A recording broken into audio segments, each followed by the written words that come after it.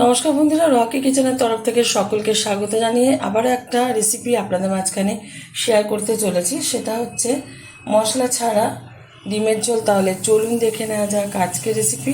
ওভেনে একটা কড়াই বসিয়ে তাতে দিয়ে দিয়েছি কিছুটা পরিমাণে তেল। তেলটা গরম হয়ে যাওয়ার পর দিয়ে দিলাম এখানে কিছুটা পরিমাণে একটু হলুদ গুঁড়ো। আগে থেকেই ডিমটা ভালো করে সিদ্ধ করে খোসা ছাড়িয়ে মাঝখান থেকে একটু চিড়ে চিড়ে নিয়েছি, যাতে তেল ঝাল মশলাটা ভালোভাবে ঢোকে। মশলা ছাড়া বলতে এখানে কিন্তু আদা আর রসুনটা আমি ব্যবহার করব না, তাছাড়া যেটা ব্যবহার করতে হয় সেটাই করব। খুব সহজভাবে কিন্তু সুস্বাদু এই ডিমের রেসিপিটা আপনারা বাড়িতে করে নিতে পারেন। আশা করি ভালো লাগবে। অনেক সময় অফিস থেকে বা কোথাও কোনো জায়গা থেকে বেরিয়ে এলে রান্না করতে ইচ্ছা করে না, তখন ঝটপট করে এরকম একটা রেসিপি আপনারা বানিয়ে নিতে পারেন আর গরম গরম ভাতের সাথে খেতে পারেন। ভীষণ ভালো লাগবে। ভালো লাগলে আমার চ্যানেলটিকে সাবস্ক্রাইব করবেন, লাইক করবেন, শেয়ার করবেন। আর ঠিক যেরকমভাবে আজকে ডিম কষাটা বানিয়ে রাখাচ্ছি অবশ্যই ট্রাই করবেন। হালকাভাবে ডিমটা ভাজবো, খুব বেশি ভাজবো না। ডিম বেশি ভাজলে কিন্তু উপরের মানে খোসাটা মানে চামড়াটা শক্ত হয়ে যায়, সেই কারণে হালকাভাবে ভেজে তুলে নেব একটা পাত্রে। ডিমগুলো ভেজে তুলে নিয়েছি একটা পাত্রে। এখন এই তেলে দিয়ে দেবো কিছুটা পরিমাণে একটু চিনি, দিয়ে দিচ্ছি কেটে রাখা একটা টমেটো। একটু নেড়ে চেড়ে নেব।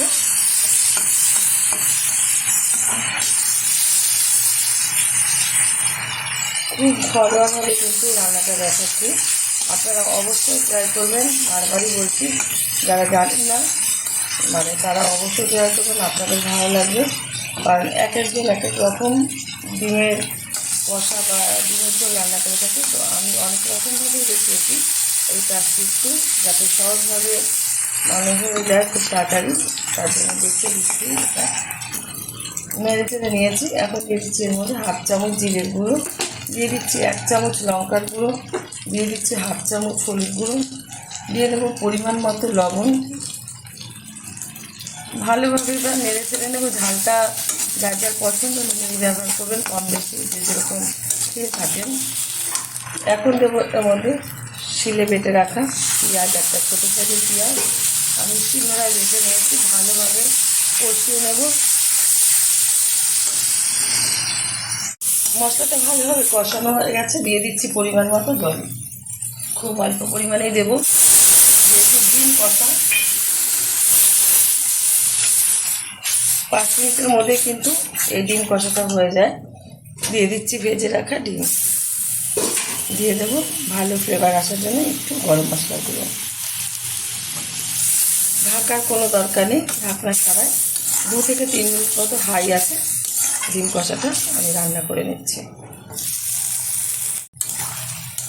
ডিম কষাটা কিন্তু হয়ে গেছে, নামিয়ে নেব। ঢেলে দেবো একটা পাত্রে। আর গরম গরম ভাতের সাথে গরম গরম ডিম কষা এখন সার্ভ করব। দেখা হবে পরের ভিডিওতে নতুন কোনো রেসিপি নিয়ে। ধন্যবাদ।